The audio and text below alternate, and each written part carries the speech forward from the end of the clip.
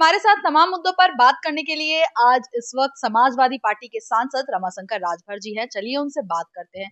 Sir, सबसे पहला ये कि यूजीसी बिल को लेकर जो लगातार प्रदर्शन, चाहे वो यूपी हो, बिहार हो, दिल्ली हो, भारत के अलग अलग राज्यों में प्रदर्शन देखने को मिला।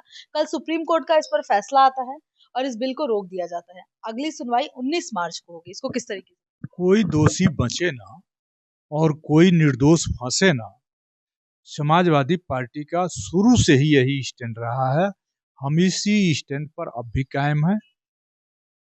माननीय न्यायालय इसका परीक्षण करे कि कोई दोषी बचने न पाए और कोई निर्दोष फंसने न पाए। यही हमारा समाजवादी पार्टी का स्टैंड है और यही स्टैंड बराबर रहेगा। लेकिन मैं बात करूँ कि यूजीसी बिल को लेकर जब सुप्रीम कोर्ट का फैसला आया तो उसके बाद में विपक्ष, मतलब अम्बेडकरवादी जो सोच विचार के जो लोग हैं, ओबीसी समाज के लोग हैं, तमाम वो लोग प्रोटेस्ट कर रहे हैं कि रेगुलेशन में आना चाहिए यूजीसी। देखिए, उसमें जो असली बात है छात्रों पर गिरा दिया गया। उसमें प्रबंधन तंत्र क्यों नहीं? क्योंकि भेदभाव तो शिक्षण वर्ग के द्वारा भी होता है, प्रोफेसर के द्वारा, प्रबंध तंत्र के द्वारा, विद्यालय के संचालक मंडल द्वारा होता है। तो इसमें बिल में है नहीं, छात्रों पर ही किया केवल है। तो अब तो मामला न्यायालय में गया है। अब न्यायालय इसका परीक्षण करेगा और परीक्षण करके न्यायालय तय कर देगा। अब न्यायालय पर भी तो सुप्रीम कोर्ट तो सबको भरोसा करना चाहिए, चाहे समर्थक हो या विरोधी हो, सबको न्यायालय पर भरोसा करना चाहिए। यूपी की बात करूं सर, तो जिस तरीके से माघ मेला में देखा गया कि साधु संत के साथ जो व्यवहार हुआ है तमाम, उसके बाद से धरना पे भी बैठे हैं और मुक्तेश्वरानंद का कहना है कि पूरे यूपी प्रशासन को माफी मांगनी पड़ेगी। अब देखिए, भारतीय जनता पार्टी हिंदू धर्म पर कब्जा करना चाहती है। धर्म किसी एक पार्टी का नहीं होता। एक धर्म को मानने वाले विभिन्न पार्टियों में हो सकते हैं। जो अपमान हुआ मुक्तेश्वरानंद जी का, मां गंगा में बिना नहाए चले गए, बिना सरकारी संरक्षण के। सिपाहियों की हिम्मत नहीं है, पुलिस विभाग की हिम्मत नहीं है कि वो शिखा उखाड़े या साधु संतों पर लाठी बरसाए। तो हिंदू धर्म के शंकराचार्य पर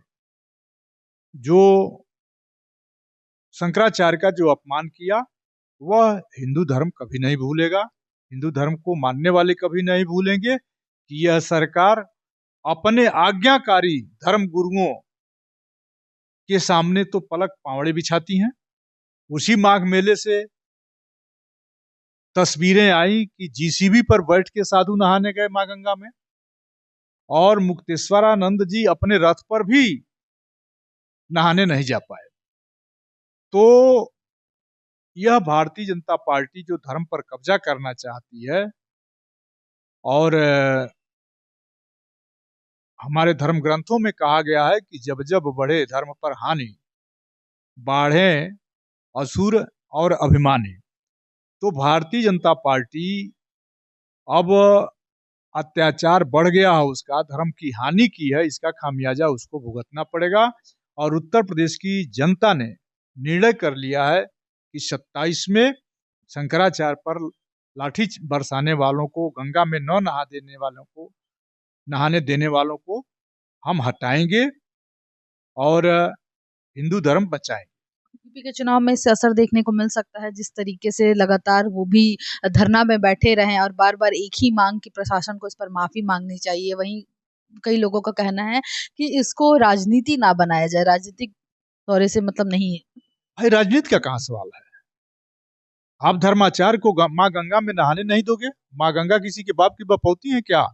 रोक दोगे? हरिद्वार से लेकर के और कलकत्ता तक माँ गंगा बसती है और वहां अनेकानेक लोग जाते हैं, नहाते हैं, मोक्ष को प्राप्त करते हैं, और शंकराचार्य को आप नहाने नहीं देंगे?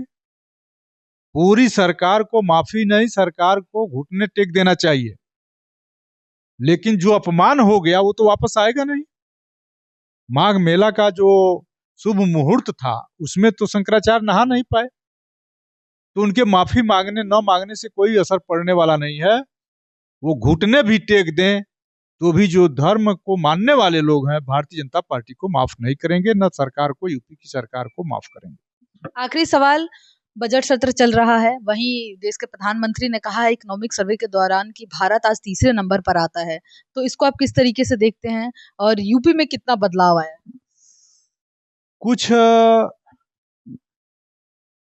उद्योगपति सरकार को चला रहे हैं, उनके आंकड़े हो सकते हैं कि तीसरी इकोनॉमी भारत बनने जा रहा है, लेकिन जो दुनिया के आंकड़े आ रहे हैं तो हम तो 300 नंबर पर भी अभी नहीं है। जो बजट की आपने बात की, बहुत अच्छा सवाल किया। बजट में असंगठित मजदूर के लिए क्या है, बजट में व्यापारियों के हितों के लिए क्या है, लघु उद्योगों के लिए क्या है, उद्योगों के लिए क्या है, बेरोजगारों के लिए क्या है, शिक्षा के लिए क्या है, दवा के लिए क्या है, महंगाई के लिए विजन क्या है रोकने के लिए। तो अगर इस बजट में ये चीजें नहीं हैं तो फिर वो लोक लुभावना बजट होगा और वो केवल उद्योगपतियों को लाभ पहुंचाने वाला बजट न हो। सरकार इस बजट में सुनिश्चित कर दे कि अब हम अपने देश के करोड़ों लोगों को राशन की बजाय रोजगार देंगे, क्योंकि बजट बहुत अच्छा ला रहे हो, सरकार वाहवाही भी करती है, लेकिन आज तक तो दुनिया यही जानती है ना कि भारत में करोड़ों लोग ऐसे हैं जो आज भी 5 किलो राशन पर जिंदा है। तो दुनिया तो ये देख रही है, इसीलिए तो इनका नंबर नहीं बढ़ रहा है। अगर तीसरी दुनिया, अगर सरकार कहती है कि हम तीसरे नंबर पर आने वाले हैं, तो नीचे से तीसरे नंबर पर आने वाले हैं कि ऊपर से तीसरे नंबर पर आने हैं? और आपको नंबर देगा ही कौन जब आपके वहां करोड़ों लोग 5 किलो राशन पर जिंदा हैं, तो आपको नंबर कौन देने जा रहा है? इसलिए इस बजट में व्यवस्था करिए कि जो करोड़ों लोगों को आप राशन दे रहे हैं वह लोग आत्मनिर्भर हो जाएं। बेरोजगारों की नौकरियां, बेरोजगार मारे मारे फिर रहे हैं, उनको नौकरियों का इंतजाम हो जाए। तो ये सब सरकार को करना चाहिए। अगर सरकार ये नहीं कर रही है तो सदन में संपूर्ण विपक्ष सरकार का आंख खोलने की कोशिश करेगा। धन्यवाद। आप सुन रहे थे समाजवादी पार्टी के सांसद। दिल्ली से राष्ट्रीय टीवी के लिए मैं रिया पांडे।